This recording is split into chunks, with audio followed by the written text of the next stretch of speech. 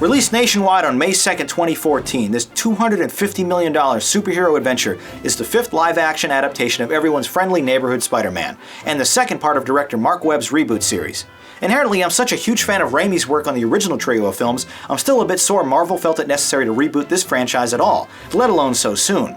With the origin story neatly addressed in the 2012 film, this 142-minute movie is thankfully able to focus on a brand new story, with all new villains and plot threads, resulting in a far more interesting and original experience. Opening with back-to-back action set pieces, one once again focusing on Hollywood's never-ending obsession with destroying airplanes, the plot kicks off in earnest and follows Andrew Garfield as he tries to save his relationship to the adorably sexy Emma Stone while battling new and imaginative forces of evil in a flashy new Spidey-suit. Although hard to believe as high school aged, these two have remarkable and charming chemistry, no doubt a result of their real off-screen relationship. The stakes are laid out early when Stone reminds the web-slinger, "You're Spider-Man, and I love that. But I love Peter Parker more." More insight is given to Spider-Man's troubled past, including the fate of his long-lost father, played by Campbell Scott, in a great supporting role that anchors the film emotionally and provides better integration with the first film. The supporting cast of Jamie Foxx, Sally Field, and Dane DeHaan all bring something special and unique to their characters, especially up-and-coming DeHaan, who continues to impress with his magnificent presence and talent. Colm Feore, Chris Cooper, and Paul Giamatti have smaller roles as well,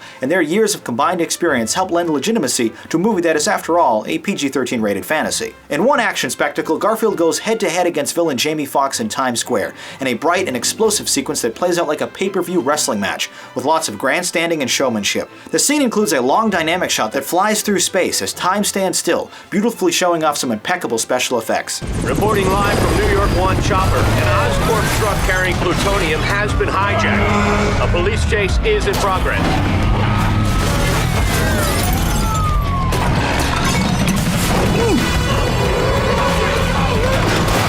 Oh, gotcha. Nope, got you too. Hey, yo, you're not going anywhere.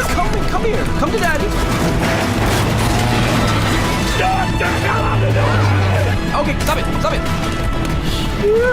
Commendably filmed on location in New York City, the largest film production in that city's history in fact, the movie does a great job of showcasing the highlights and lowlights of Manhattan and its surrounding boroughs. Hans Zimmer takes over scoring duties from James Horner, but you'll have to forgive me if I didn't really notice much of a difference in their approaches. Despite some minor pacing issues towards the middle and a crowded final act, this is a fast, sharp, and entertaining narrative that improves on its predecessor in every way. Although it doesn't quite rise above its material, the movie ultimately delivers electrifying thrills while exploring themes of sacrifice and revenge. Fans of Raimi's trilogy will appreciate the tone and direction this picture takes, while fans of the reboot should be pleasantly surprised when the film commendably breaks formula in the final moments.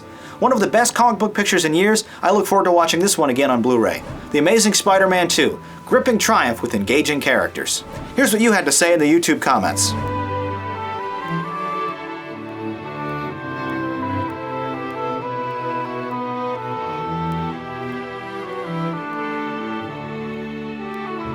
Our scores for The Amazing Spider-Man 2, an 8 and a 9. Reactions were mixed on this one. You loved the visuals and action but felt it was a bit inconsistent and underdeveloped. You thought it was great. A far more unique and confident picture than Part 1, I thoroughly enjoyed this movie, and am equally excited to see which direction the franchise takes next. I thought it was awesome.